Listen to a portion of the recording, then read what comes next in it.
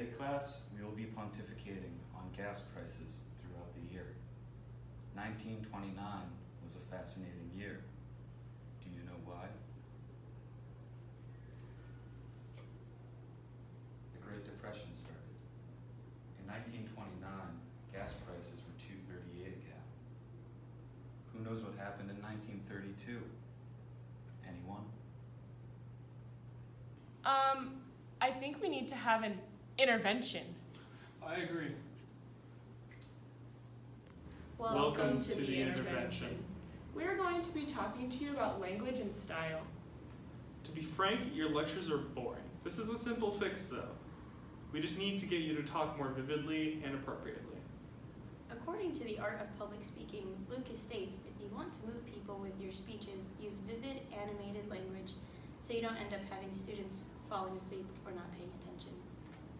According to variations in figurative language, used as a function of mode of communication, Borger states, ideas conveyed figuratively achieve a greater richness and vividness of detail, further enabling the construction of mental images.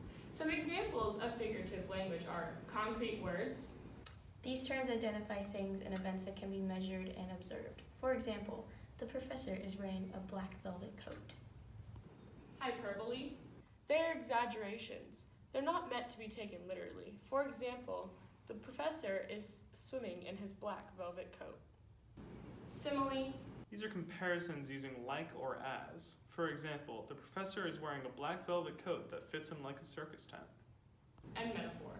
A metaphor is a comparison without using like or as, such as, the professor's black velvet coat was a tent. According to the art of public speaking, Lucas states, in addition to being vivid, language should be appropriate to the occasion, to the audience, to the topic, and to the speaker. So now we're gonna dive right in and teach you how to speak appropriately. According to Language Matters, a UK perspective, Lloyd and 20 other authors identify the use of stigmatizing and discriminatory words during communication can lead to disengagement. So it is important to not insult your audience in order to keep their attention and to retain your credibility. This can be done through inclusive language. According to conventionalized language forms and the development of communicative competence, Yorio states for speakers to have communicative competence, they must be able to use the language grammatically appropriately and effectively.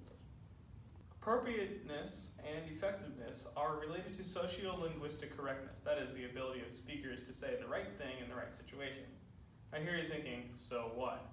This is basically saying that you need to use the right words for the right situation, so what you were doing in your lecture beforehand, where you're using those big words that no one really gets or uses in common language, you use that for your thesis board if you're presenting to the board of directors, not for a classroom. You peons don't know what pontificate means?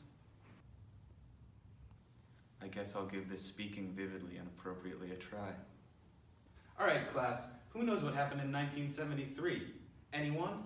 Anyone? No? The 1973 oil crisis begins. Now what happened then? Gas prices jumped from $1.62 all the way up to $2.03. Oh boy, that's a big jump. Yeah! Go to Preston Store! Woo!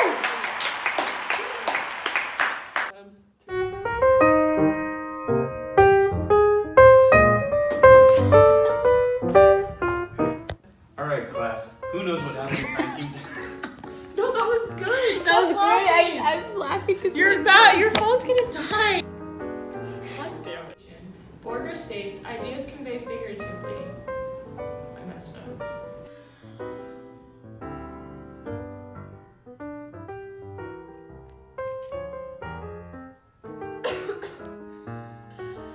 So now we're gonna dive right in and teach you how to speak appropriately.